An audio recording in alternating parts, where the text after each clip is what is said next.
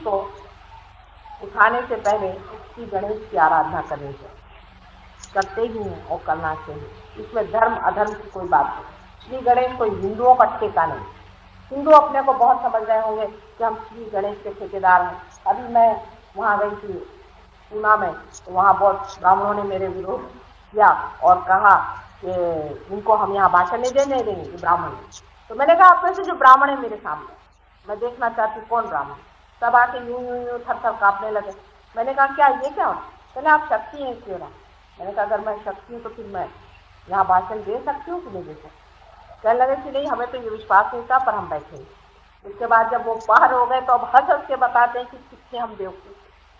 ब्राह्मण है कौन? जब तक आप दूसरे नहीं हो जाते, जब तक आप नीचे नहीं हो जाते, जब तक आपका कुछ बर्थ नहीं होता, तब तक आप ब्राह्मण। ऐसे तेहरान में हम गए थे तो वहाँ भी मुल्ले और लोग आए और कहने ये काफिर है और इनको हम हर जगह बेकार नजर आते हैं सारे धर्म वालों, इनको इनकी बात से बच जाओ, ये तो नमाज पढ़ा रहे हैं सबको। हमने कहा हम नमाज ही पढ़ा रहे हैं, समझिए। कल हम मुसलमान। मैंने कहा मुसलमान का मतलब, मुसलमान का मतलब है जो फिर से पैदा हुए। आप हुए? कल हाँ हुए। हमने कहा बैठी तरह हमारे सामने नमाज पढ़। नमाज तो पढ़ा गया, उनकी हालत ऐसे ऐसे होने लगी। मैंने कहा यही आप मुसलमान हैं जो मेरे सामने 2 मिनट भी आप हाथ नहीं कर पाते, आपकी आंख भी बंद नहीं हो पाती, आप आंख बंद करते तो आपकी आंख भी लपक रही। चले आप तो जादू करें। मैंने कहा जादू करें मंत्र करें, आप में अगर मुसलमानियत है तो आप रोक लीजिए।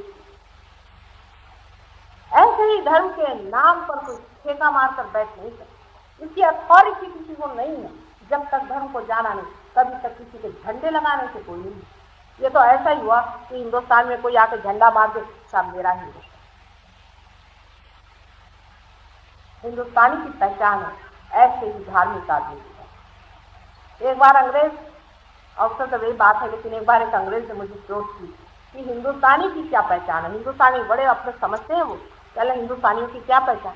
मैंने कहा बड़ी अच्छी आसान पहचान, हिंदुस्तानी पहचान है और एक अंग्रेज पहचाना तो बताते हैं। पहले क्या पहचान? मैंने कहा एक हिंदुस्तानी की गले में आप हार पहना दीजिए, वो 1 मिनट में उतार दे। लेकिन अंग्रेज से आपने पहना तो दिन भर वो पहन के घूमेगा, रात को आपने खाने पे बुला तो फिर पहन के आएगा। ये हिंदुस्तानी की पहचान है। मैंने कहा ऐसे ही धार्मिक आदमी की भी पहचान है। बाहर से एक आधा आदमी आपको बहुत बुरा लगता हो, लेकिन धार्मिक आदमी जो धर्म में खड़ा हुआ अंदर होता है, बाहर नहीं होता। अंदर से जो धार्मिक होता है वो दूसरी बात है, और बाहर से जो लंपट और झूठ बात बोलने वाला और ढोंगी और भोंदू आदमी कभी भी धार्मिक नहीं। और इसी वजह से हमारा धर्म, सारे संसार का धर्म ही टूट गया, किसी को विश्वास ही नहीं रह गया। नहीं हिंदू धर्म में जिसको कि आदि शंकराचार्य जैसे इतने महान बेटे ने इतना महान स्वरूप दिया था, जो कि स्वयं एक रियलाइज था, उसको कहाँ ले जाके गिरा दिया हमने। कहाँ मोहम्मद साहब और कहाँ उनका धर्म, कहाँ ईसा मसीह और कहाँ उनका धर्म। देखते नहीं बनता ये लोग कहाँ अंधे जैसे उल्टे ही चले जा रहे हैं। ये हमारी माँ कुंडलिनी यहाँ बैठी हुई है और इसीलिए श्री गणेश उनकी रक्षा कर रहे हैं, वहाँ बैठे हुए। लेकिन वो बालक बेचारे रक्षा कर रहे हैं, लेकिन आतताई उन पर जब आक्रमण करते हैं तो माँ अंदर से फुंकार करती है और उसी कारण सारे ही कुंडलिनी के दोष आते हैं। उसके बाद नाभि चक्र में मैंने आपको बताया है कि श्री विष्णु की स्थापना है, और स्वाधिष्ठान चक्र जो कि हमारे निर्मित के लिए बनाया गया है। जैसे हमारे औरतों का जो यूट्रस होता है वो और चक्र से कंट्रोल होता है, जिसे हम स्वाधिष्ठान चक्र केंद्र से स्थापित करते हैं। जो कुछ भी हम भी निर्मित करते हैं वो सब स्वाधिष्ठान चक्र, जो कि मैंने यहाँ 6 नंबर में दिखाया है, उसी से। जैसे कि कोई बड़ा भारी लेखक या कोई बड़ा भारी कवि, जो कुछ भी ओरिजिनल जो आदमी बनाता है वो सरस्वती की ही आराधना करके होता है। सरस्वती इसकी अधिष्ठात्री देवी, इसकी अधिष्ठात्री देवी सरस्वती है, इसलिए हमेशा गणेश के बाद हम लोग सरस्वती की पूजा करते हैं। और इन सब पूजा में और सब चीजों में कितना अर्थ है वही मैं सिद्ध करने के लिए आई। जिसको ये लोग आडंबर कहते हैं वो कितनी महान चीज है, लेकिन उसके अंदर का गहरा अर्थ, उसके अंदर की गहनता जिन्होंने समझी नहीं, जो साइंस के झंडे लगाकर घूम रहे हैं, उनको भी मैं दिखाना चाहती हूँ कि साइंस में इसका क्या है। बिल्कुल साइंस भी वहीं से आया हुआ है। अगर सरस्वती जी न हो तो आइंस्टीन को पता न चलता कि थियरी ऑफ रिलेटिविटी क्या है। आइंस्टीन ने भी अपनी किताब की शुरुआत में ही ये कहा है कि मैं तो परेशान हो गया लेबोरेटरी में काम करते करते, किताबें पढ़ते, और उसके बाद मैं थक कर किसी उद्यान में बैठ करके सोप बबल से खेल रहा था, साबुन के बुलबुलों से खेल रहा था। तो उसमें उन्होंने कहा हुआ है कि then from somewhere unknown the theory of relativity dawned upon me from somewhere unknown। इशारा उसी पर कि सारी निर्मिति हमारे अंदर ही से हो रही है, बाहर से हम कुछ नहीं करते, जो कुछ बाहर है वो जाना ही है। उसके बाद मैंने कहा है आपको कि 5वां जो चक्र है नाभि चक्र, उसमें श्री विष्णु की स्थापना है। श्री विष्णु की स्थापना है, श्री विष्णु पालन करता है उनकी पत्नी श्री लक्ष्मी की। जैसे सरस्वती जी भी बनाएंगे, बड़े सोच के बनाएंगे। सरस्वती जी को हम सोचते हैं कि जैसे और सरस्वती जी हैं वैसे नहीं, ये बात है, बड़ा सोच के बनाए। इसका सोच विचार बड़ा गहरा है। जो दृष्टा है उन्होंने नहीं बनाया है, परमात्मा ने उनको बनाया है, इसलिए उसका सोच विचार बड़ा अच्छा है। आपके लिए थोड़ा सा उसका विचार मैं दूं कि आपकी सरस्वती जी की मूर्ति अपने सामने, वो श्वेत वस्त्रा है। श्वेत वस्त्रा का मतलब ये है कि एब्स्ट्रैक्ट। जैसे बहुत से लोग मुझसे कहते हैं कि माँ आप सफेद क्यों पहनती हैं। मैं विवाहिता हूँ और मैं वैसे हमेशा सफेद तो पहनती नहीं हूँ, लेकिन ध्यान के समय जरूर सफेद पहनती हूँ, जिससे मनुष्य का चित्त जो है वो मेरे रंगों में न उलझे। इसलिए सरस्वती को श्वेत वस्त्रा बनाया है। और उसके हाथ में जो वीणा दी हुई है, ये बड़ी द्योतक वीणा, ये अपने यहाँ का आदि गीत यंत्र है, वाद्य यंत्र है। और इसका अर्थ यह है कि जो आदमी पढ़ा लिखा हो वो संगीतकार है, उसको संगीत उतना ही मालूम होना चाहिए जितना एक सरस्वती के पुजारी को मालूम है। आपने देखा होगा बहुत से पढ़े लिखे लोग जो होते हैं इतने बेस्वाद होते हैं, उनसे आप 5 मिनट बाद फिर आपका सर दर्द हो जाए, बाबा किससे मिले, उनके अंदर जरा भी स्वाद मिठास जरा सी, आप बात करने लग जाए तो बोर हो जाए, आप कहें बाबे बाप किससे मिले, ये तो अपना सारा पांडित्य हमारे ऊपर डालेंगे। ऐसे पढ़े लिखे लोगों से लोग भागते। ऐसा आदमी कभी भी सरस्वती का पुजारी नहीं हो सकता। पढ़ा लिखा होना और सरस्वती का पुजारी होना बहुत ही महद अंतर। एक पढ़े लिखे आदमी में संगीत और हर एक कला का ज्ञान होना जरूरी है। सिर्फ एक ही चीज का स्पेशलाइजेशन कर लेने से आप विद्वान भी नहीं हो सकते। फिर रहा कहाँ आप सरस्वती के पुजारी हैं।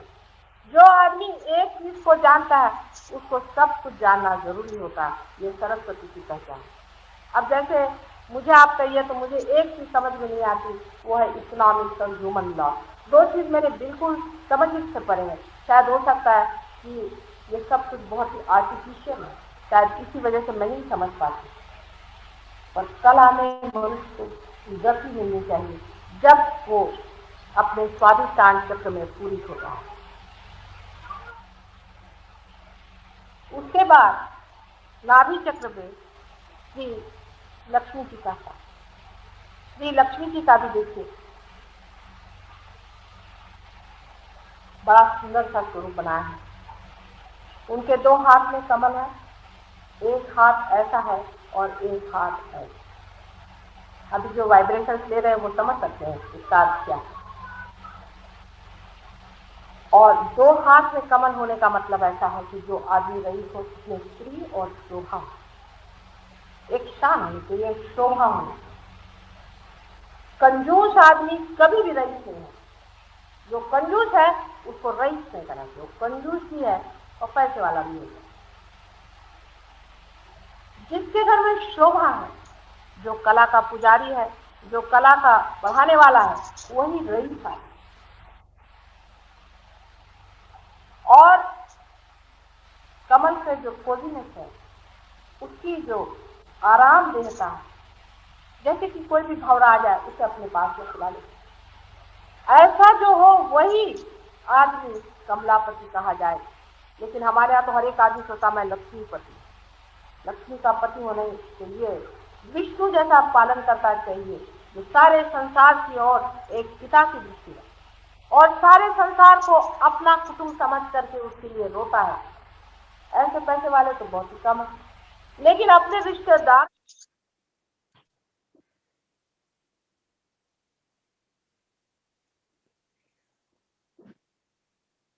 दारों को तक जो संभाल नहीं पाते, उनके तक सुख दुख को जो चिंता नहीं कर सकते, वो लक्ष्मीपति करेंगे। जो सारे ही संसार के सुख दुख को संभालने वाला है वही लक्ष्मी का पुजारी। इसी को हम लोग एनलाइटेंड इंडस्ट्रियलिस्ट कहते हैं। ऐसे अगर अपने देश में हो जाए तो अपने प्रश्न ही टूटता। लक्ष्मी जी का एक हाथ ऐसा होना और एक हाथ ऐसा होना बड़ा अर्थ है। इस हाथ का अर्थ होता है कि लक्ष्मीपति को दान जरूर करना, दान अव्याहत करना, अपने आप करना चाहिए। दान करने में ये भावना नहीं होनी चाहिए कि हम दे रहे हैं, देने का कोई मतलब ही नहीं, बगैर दिए हमें वो चुभ रहा था इसलिए हम निकाले दे रहे हैं। और ये हाथ ऐसा होने का मतलब है कि हमारा आश्रय, हमारे आश्रित हैं। जब कोई आदमी आपके पास दौड़ के आता है और कहता है भाई बड़ा परेशान, किसी तरह से मेरी मदद करें, पहले ही हमारे 4 दरवाजे बंद हो जाएंगे, उसको भगाने के लिए 5 आपके दरबार खड़े रहे, ऐसे आदमी को मैं लक्ष्मीपति नहीं। फिर लोग ये कहेंगे कि आप देने लग जाए तो उसका तो कोई अंत नहीं, मंगने वालों का तो कोई अंत नहीं, ऐसे भी दे। ऐसी बात नहीं, आपके दरवाजे जो आए उसको मोड़ना गलत बात। लेकिन आप शायद जानते नहीं हैं कि थोड़ा सा दिया हुआ कितना बड़ा हो जाता है, बहुत बड़ा हो जाता है। मैंने अपने छोटे से जीवन में, मेरे पति की कोई विशेष तनख्वाह नहीं है, मतलब ऐसे कोई बड़े रईस आदमी भी नहीं है, लेकिन मैंने देखा है कि जहाँ भी जिसको मदद हुई मैंने थोड़ा सा उनके लिए कर ही दिया और वो 1000 गुना मेरे ऊपर बरसा है, मेरे फैमिली पे बरसा है, मेरे लोगों पर बरसा है और दुनिया पर। अपना देना कभी भी व्यर्थ नहीं है। एक उदाहरण के लिए बात बताऊं, हम दिल्ली में रहते थे, तब एक शरणार्थी आई और मेरे पास आकर कहने लगी कि माँ, तो मेरे बच्चा होने वाला था और ये शब्द मुझे बड़ा प्यारा लगा। उन्होंने कहा माँ, हमारे पास कोई जगह नहीं, आपके पास इतना बड़ा घर है, हमें जगह दे दीजिए। मैंने कहा हाँ हाँ आ जाओ रह जाओ। मेरे पति आए, वो घबरा गए, कहने तू तो इतनी भोली हो, किसी को भी घर में रख लिया, कल अगर कोई आफत आ जाए। मैंने आ जाए तो आ जाओ, अगर अपना बच्चा अपने घर में आ जाए तो आफत आ सकती, उसमें कौन सी बात। वो कहने भाई तुम्हारी तो बात हमारे समझ में आती नहीं। मैंने कहा अच्छा चलो भाई, बाहर का कमरा खाली पड़ा उसमें रख दिया, कौन सी आफत आ जाए। अनजाने न जाने तुमने किसको दिया। उनका भी ठीक ठाक व्यवहारिक है, अब हम अव्यवहारिक हैं। व्यवहार हमें ज्यादा मालूम है तो आप समझ लीजिएगा। वो स्त्री हमारे घर में रही, उसके साथ बेचारी के साथ एक मुसलमान, और वो हिंदू स्त्री थी, उसके पति। अब वो मुसलमान उनके मित्र थे तो उनको भी भगा लिया था, अपने घर में रखा था। मैंने कहा चलो दोनों यहीं लो।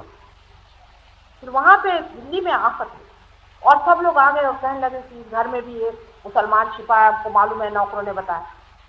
उन्होंने आकर मुझसे पूछा, मैं साफ झूठ बोली। मैंने कहा कि अगर आप मुझे विश्वास करते हैं, मेरा इतना पुंकू देख के पहले घबरा गए, तो यहाँ पर कोई मुसलमान नहीं, आप चले गए।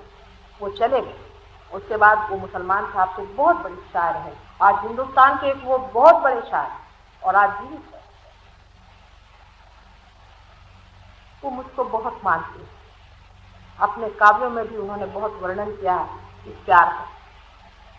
लेकिन वास्तविक मैं तो उनको कुछ भी नहीं जानती थी। इतना बड़ा शायर, उसको अगर मैं पनाह नहीं देती तो आज खत्म। इतनी बड़ी कविताएं जो लिख रहे हैं वो सब खत्म। वो जो स्त्री थी मेरे साथ, वो आज हिंदुस्तान में बड़ी भारी सिनेमा एक्ट्रेस, बहुत बड़ी सिनेमा। और उसको एक बार, मैं कभी उसके बाद मिली नहीं, वो बार बार मुझे खोजती रही। फिर मैं चली गई इधर उधर, मेरे पति जाते रहे। उसके बाद एक बार मैं बम्बई में आई तो हमारे कुछ नवयुवकों ने सोचा कि हम एक सिनेमा बना। मुझसे कहने कि देवी जी से आप कहिए कि वो इसमें एक्ट करे। मैंने कहा मैं उसे नहीं कहूँ। कहा क्यों? मैंने कहा उससे एक बंधन है, उसे छोड़। जिस दिन जब मुहूर्त हुआ तो वो आई मुझे देखते साथ वो रो पड़ी। कहले माँ तुमने मुझसे बताया क्यों नहीं कि ये तुम्हारा है? मैंने कहा इसीलिए नहीं बताया कि मैं जानती थी कि अगर मेरा सोचकर तुम एकदम इस पे फांस पड़ो। मैंने कहा था तुम्हारा सोच विचार। इस तरह से न जाने कितने ही बार, हजारों में आपको उदाहरण दे सकती हूँ कि दिया हुआ कभी भी व्यर्थ नहीं जाता, रोका हुआ जरूर व्यर्थ हो जाएगा। कल अगर आपके यहाँ पर क्या वो होता है ना, डिमोनेटाइजेशन, वो हो जाए तो गया। कल कुछ गड़बड़ हो गई तो गया। दीजिए, दोनों हाथों से दीजिए, घबराइए। इस हाथ से आप दे रहे और इस हाथ से आपके पास आते।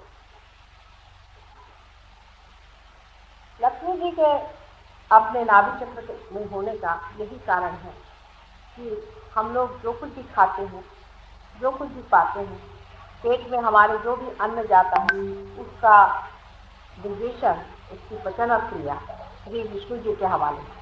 इसलिए जिन जिन को डायबिटीज होता है, अधिकतर वो अगर दान करे ठीक हो जाए। आपको आश्चर्य होगा कि डायबिटीज के लोगों के लिए मैं हमेशा कहती हूँ कि आप दान करें। दान से जो देते हैं वो मुड़कर अपने पास 1000 गुना आता है और मनुष्य के लिए बड़ा आशीर्वाद देता है। इसी तरह से पेट के जितने भी विकार, जितने भी पेट के विकार हैं, सारे ही विकारों का इलाज श्री विष्णु करते हैं। श्री विष्णु का अवलंबन करने का मतलब ही ये है कि हमारे अंदर दानशीलता है, बड़ा होना। जो आदमी बड़ा हो जाता है उसको पेट की शिकायत कम है। ये कुछ है ऐसा, आपको दिखने में अजीब सा लगता है पर ऐसी बात है। आप करके देखिएगा, जिनको भी शिकायत पेट की हो, आज जाकर कहीं किसी को दान करते, किसी का पेट भर के आया, आप देखिएगा कि आपका पेट है। ये शास्त्रोक्त बात है क्योंकि हमने इसको बहुत बार आजमाया और लोगों ने भी आजमाया, इसका बड़ा फर्क पड़ जाता। उसके बाद हृदय चक्र में मैंने आपसे पहले कहा था कि शिव जी ईश्वर स्वरूप बसे। शिव जी का हमारे अंदर होना आवश्यक है क्योंकि वही साक्षी, वही क्षेत्रज्ञ जिसे कहते हैं, वो सबके जानने वाले, वही साक्षी है। हमारे अंदर कोई न कोई एक ऐसा बैठा हुआ आप सबको प्रतीत होता है जो सब हमारा है। हम अगर झूठ बोलते हैं तो, सच बोलते हैं तो, अच्छे बोलते हैं तो, दान देते हैं तो, बड़े होते हैं तो, छोटे होते हैं तो, सब कुछ जानने वाला हमारे हृदय में साक्षी स्वरूप जो बैठे हैं, तो परम ईश्वर वही आत्मा स्वरूप हमारे हृदय में विराज। लेकिन हृदय चक्र तक पहुंचने से पहले जो मैंने बीच की गैप दिखाई है, यही सारा भवसागर है, जिसके बीचों बीच श्री विष्णु का स्थान और उसके ऊपर में ब्रह्मदेव बैठ करके सारी सृष्टि की निर्मित कर सारा भवसागर बनाया गया। अब ये भवसागर बनाने के बाद प्रश्न ये हुआ कि मनुष्य को किस तरह से पार किया। मनुष्य भी बन गया, अब इसको पार कैसे किया जाए, इस मनुष्य को पता कैसे हो, इसमें ब्रह्म तत्व कैसे आए, माने इसमें बैठे हुए शिव और शक्ति का मिलन कैसे हो, योग कैसे बने। इसके लिए एक विशेष तरह की व्यक्ति संसार में तैयार थी जो ब्रह्मा विष्णु और महेश तीनों के तत्व को पकड़ के बनाई गई, जिसे हमें श्री दत्तात्रेय जी के नाम से मानते हैं। और श्री दत्तात्रेय जी कोई नहीं है लेकिन आदि गुरु हैं और मेरे भी गुरु हैं। अनेक जन्मों ने उन्होंने मुझे सिखाया। श्री दत्तात्रेय जी के जन्म के बारे में सुनकर और उनके अनेक जन्मों के बारे में सुनकर आप लोग संबित हो जाए कि कितनी बड़ी भारी बात हम लोग भूल रहे हैं। श्री दत्तात्रेय जी के जन्म अनेक पहले तो हम कह सकते हैं कि उनका जन्म राजा जनक की दशा में हुआ, जब उनकी लड़की श्री सीता जी स्वयं साक्षात शक्ति थे। उसके बाद उनका जन्म मच्छिंद्र नाथ, जोरास्टर और मोहम्मद साहब, जिनको कि हम सोचते हैं कि बिल्कुल ही दूसरे तरह के आदमी थे, वो हर तरह से प्रयत्न किया था। पहले तो संसार में श्री दत्त आदि लोगों ने ये सिखलाया कि इस तरह के अलग अलग हमारे अंदर में प्रतीक स्वरूप इतनी चीजें हैं। वो करते साथ लोग उसी प्रतीक को पकड़ गए, मूर्ति पूजा में फंस गए। उनका मतलब ये था कि इस मूर्ति से परे शक्ति को पहचाने। इसलिए पहले मूर्ति की बात की। जैसे कि फूल होता है, फूल में बैठे हुए शहद के लिए फूल की बात पहले उन्होंने की कि जिससे लोग शहद थे, लेकिन लोग उसी फूल पर चिपक गए। तो फिर ऐसे उन्होंने अवतार लिए जिसमें उन्होंने शहद की बात की, जिसमें उन्होंने अब्स्ट्रैक्ट गॉड की बात, उसमें उन्होंने पुनर्जन्म की बात जानबूझ के नहीं की, क्योंकि पुनर्जन्म की बात अब भी सब लोग मुझसे पूछे, माता जी हमारा पहला जन्म बताओ। जो मरा गया जन्म है उसको क्यों जाना चाहते हैं? आज का ही जन्म ठीक है, इसी से पार हो जाइए। उसमें क्या विशेषता है? आप राजा थे या महाराजा थे या भिखारी थे, इससे क्या अंतर नहीं है। इसीलिए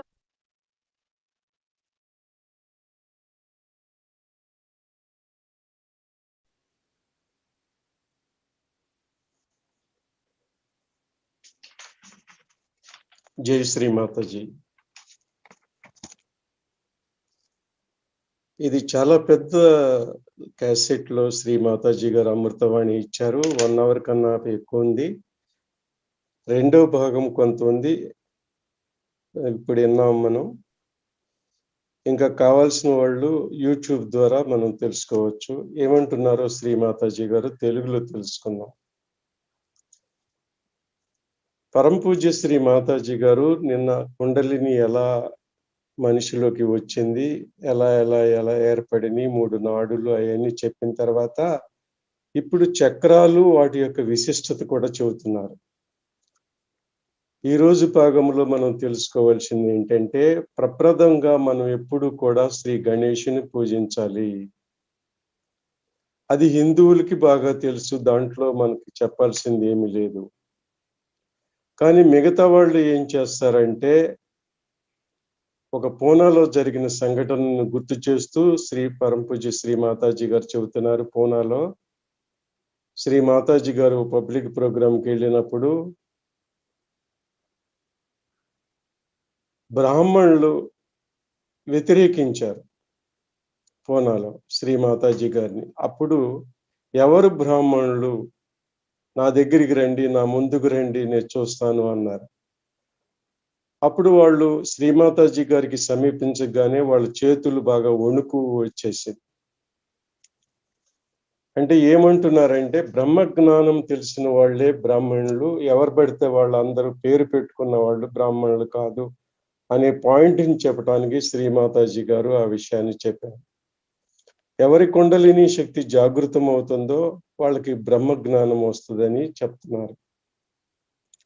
అలాగే మన అందరికీ తెలుసు 1970లో 5th మే 1970లో విశ్వ సహస్రారం శ్రీ మాతాజీ గారు తెరిచిన తర్వాత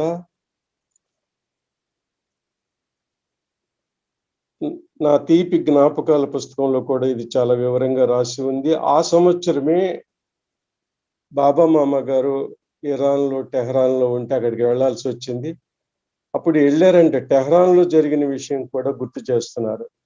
ఎవరు బ్రాహ్మణులు, ఎవరు నిజమైన ముస్లింస్లు అని చెప్పడానికి కోసం వెళ్తే అక్కడ కూడా ముల్లాలు వచ్చి శ్రీమాతాజీ గారిని, అక్కడ శ్రీమాతాజీ గారు కొన్ని పబ్లిక్ ప్రోగ్రామ్స్ 1970లోనే చేశారు. వాళ్ళు వచ్చి మీరు ముస్లిమ్స్ కాదు, ముసల్మాన్ కాదు, మీరు ఎలా చెబుతారు దేవుని గురించి అని ఎదురు ప్రశ్న వేశారు. వాళ్ళు ముసల్మాన్ అంటే ఎవరో చెబుతున్నారు శ్రీమాతాజీ. ద్విజులు అంటే మరలా పునః జన్మ తీసుకున్న వాళ్ళు మాత్రమే ముసల్మాన్లు. మీ చేతులు నా ముందు పెట్టండి అనగానే వాళ్ళ చేతులు కూడా వణికిని, వాళ్ళు వణుకుతూ శ్రీమాతాజీ గారి ముందు కనపడ్డారు. అంటే ఇది ఒక హిందుస్థాను, ఒక ముస్లిమ్స్, మిగతా వాళ్ళు కాదు. ఇది అన్ని మతాలకు సంబంధించినటువంటిది, అన్ని గురువులు చెప్పినటువంటిది అని చెప్పడానికి కోసం చెబుతున్నారు. ఎలాగంటే హిందుస్థానీ వాళ్ళు ఎవరు, ఇండియాలో పుట్టిన వాళ్ళు ఎవరు, ఇంగ్లీష్ వాళ్ళు కానీ ఫారిన్ వాళ్ళు కానీ ఎవరు అనే వివరాలు నేను ఈజీగా చెబుతాను. ఎలా అంటే వాళ్ళ యొక్క బిహేవియర్ని బట్టి చెప్పొచ్చు. చూడండి, హిందువులకి ఎవరైనా మెడలో ఒక దండ వేశారనుకోండి, వెంటనే తీసి పక్కన పెట్టేస్తారు. కానీ ఇంగ్లీష్ వాళ్ళు అలా కాదు, ఆ మెడలో వేసుకుని దాన్ని తిరుగుతారు. సాయంత్రం మళ్ళీ భోజనానికి పిలిచినా కూడా మళ్ళీ అదే వేసుకుని మనకు వస్తారు. అంటే వాళ్ళకి తెలియక అది చేస్తున్నారు అనే విషయంలో శ్రీ మాతాజీ గారు చెబుతున్నారు. మన యొక్క ప్రాచీన వైవిధ్యము అది ఏంటిదో తెలుసుకుని మెలగాలనే విషయాన్ని గుర్తు చేస్తూ, తర్వాత ఎక్కడ ముసల్మానులు, ఎక్కడ మొహమ్మద్ సాబు, ఆయనేం చెప్పాడు, ఎక్కడ ఆదిశంకరుడు, ఎంత గొప్పవాళ్ళు వాళ్ళు. వాళ్ళంతా మన లోపల ఇన్సైడ్ దార్శనికతతో ఉండాలి. మనం లోపల ఏముంది, పరమాత్ముడు ఎక్కడున్నాడు, జీసస్ ఏం చెప్పాడు, వీళ్ళందరికీ ఏమీ తెలియట్లేదు. ఇప్పుడు నేను చెప్పాల్సి వస్తుంది అని శ్రీ మాతాజీ గారు ఆ అవతారమూర్తులను కూడా గుర్తు చేశారు.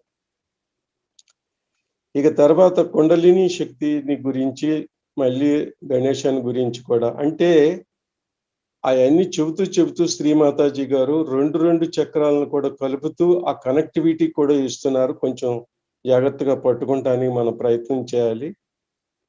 కుండలిని నా యొక్క చిన్న బిడ్డ, తల్లి వచ్చి రక్షిస్తుంది. ఎవరు ఆక్రమణ చేసినా గాని ముందు నా బిడ్డ ఎలా ఉన్నాడని చూసుకుంటుంది. అందువల్ల సహజయోగంలో మనకి సదా రక్షణ దొరుకుతుంది అని చెబుతున్నారు పరమ పూజ్య శ్రీ మాతాజీ గారు. అలాగే ఆ స్వాదిష్టాన్ని గురించి చెప్పేటప్పుడు, సరస్వతి దేవిని గురించి చెప్పేటప్పుడు చాలా ఇంపార్టెంట్, ఎక్కడ దొరకనటువంటి విషయాలు మనకు కొన్ని చెప్పారు. ఏంటంటే, ఎవరైనా ఒరిజినల్ స్క్రిప్ట్ రాస్తారు, ఎవరైనా రచన చేస్తారు, ఒరిజినల్ ఎక్కడ కాపీ కొట్టుకోకుండా ఉన్నటువంటిది, వాళ్ళు ఎవరయ్యా అంటే సరస్వతీ దేవి యొక్క ఆరాధ్యులు, పూజారులు కంపల్సరీగా అయి ఉంటారు. లేకుంటే వాళ్ళకి అంత గొప్పతనం రాదు అని గుర్తు చేస్తూ చెబుతున్నారు శ్రీ మాతాజీ గారు. ఆ పూజ అంటే అర్థం ఏంటి, ఆరాధన అంటే అర్థం ఏంటి, అది తెలుసుకోవాలి. ఐన్స్టీన్ కూడాను తన గ్రంథంలో మొదటి పేజీలోనే స్టార్టింగ్ లోనే రాసుకున్నాడు, నేను చాలా అలసిపోయాను, నేనేం కనిపెట్టలేకపోతున్నాను. అప్పుడు అలసిపోయి ఉన్నప్పుడు ఒక గార్డెన్ లోకి వెళ్ళి బబుల్స్ తో ఆడుకున్నప్పుడు, సోప్ బబుల్స్ తో ఆడుకున్నప్పుడు నాకు ఎక్కడి నుంచో ఆ డాన్డ్ అయిందన్న, నా మీద డాన్డ్ అంటే ఇట్ ఈస్ డాన్డ్ అపాన్ మీ, ఎవరో నాకు చెప్పినట్టుగా అదంతా చేసినట్టుగా. అంటే తన గ్రంథంలోనే ఆయన్ని రాసుకున్నాడు, అన్నోన్ ఏరియా అని రాసుకున్నాడు. అంటే పరమాత్మ యొక్క ఆశీర్వాదంతోనే, ఆ సరస్వతీ దేవి యొక్క విద్య అనుకంపతోని ఇవన్నీ లభించినాయని ఆయన్ని గుర్తు చేస్తున్నారు. అప్పుడు ఆయన ధ్యానంలో ఉండటం వలన అంత పెద్ద ఐడియా వచ్చి అది ఐన్స్టీన్ థియరీ కనుక్కున్నాడు అని చెబుతున్నారు శ్రీ మాతాజీ గారు. తర్వాత లక్ష్మీ సరస్వతులు ఇద్దరిని గురించి కూడా చెప్పేటప్పుడు ఏం చెబుతున్నారంటే, ఆ సరస్వతీ దేవి శ్వేత వస్త్రము ఎందుకు ధరిస్తారు, నేను కూడా శ్వేత వస్త్రము ఎందుకు ధరిస్తాను, దానికి కారణం ఏంటి, ఆవిడికి చేతిలో వీణ ఎందుకు ఉంటుంది అని చెబుతున్నారు. శ్రీమాతాజీ గారు స్వచ్ఛమైనటువంటి స్పాట్లెస్లీ క్లీన్ ఉంటారు శారదాదేవి సరస్వతి, అందువల్ల ఆవిడ అది పట్టుకుంటారు. తర్వాత ఆవిడకి అతి పురాతనమైనటువంటి వాయిద్యం ఉందే సంగీత ఇన్స్ట్రుమెంట్, అది వీణ ఉంటుంది. ఆవిడ యొక్క పండితులు ఎవరైనా కానీ, ఎంత పెద్ద రచనలు చేసేవాళ్ళు కానీ, విద్వత కలవాళ్ళు కానీ, విద్వాంసులు ఎవరైనా కూడా సంగీతము అంటే వాళ్ళకి కంపల్సరీగా ఆటోమేటిక్గా తెలుస్తుంది. అది తెలవకోకుండా వాళ్ళ యొక్క క్షేత్రంలో వాళ్ళు అంత రాణించలేరు, వాళ్ళకి అది ఉంటుంది అని చెప్పారు శ్రీ మాతాజీ గారు. ఆ రాగాలు అవన్నీ కూడా వాళ్ళకి తెలుస్తాయని, అందువల్లే వాళ్ళు చాలా విద్వాన్ అవుతారని, ఒకే విషయంలో వాళ్ళు అలా ఉండరని, మిగతాయి కూడా తెలుసుకునేటువంటి క్షమత వాళ్ళలో ఉంటుందని చెప్పారు. ఇకపోతే ఆర్టిఫిషియల్ విషయాలు ఉన్నాయి, ఎకనామిక్స్, హ్యూమన్ లా, ఇవన్నీ ఉంటాయి.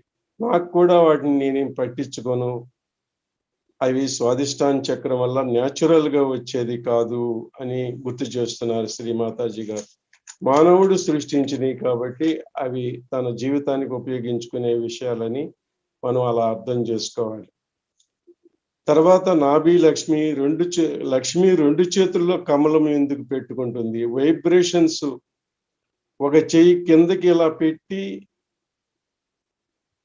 ఒక కమలాన్ని పట్టుకుంటుంది, ఒక చెయ్యి పైకి ఎత్తి ఆశీర్వదిస్తున్నట్టు ఆ చేతుల్లో కూడా, రెండు చేతుల్లోనూ అంటే వైబ్రేషన్స్ ఇస్తుంది, ఆనందం ఇస్తుంది, రక్షణ ఇస్తుంది, సత్వగుణం ఇస్తుంది.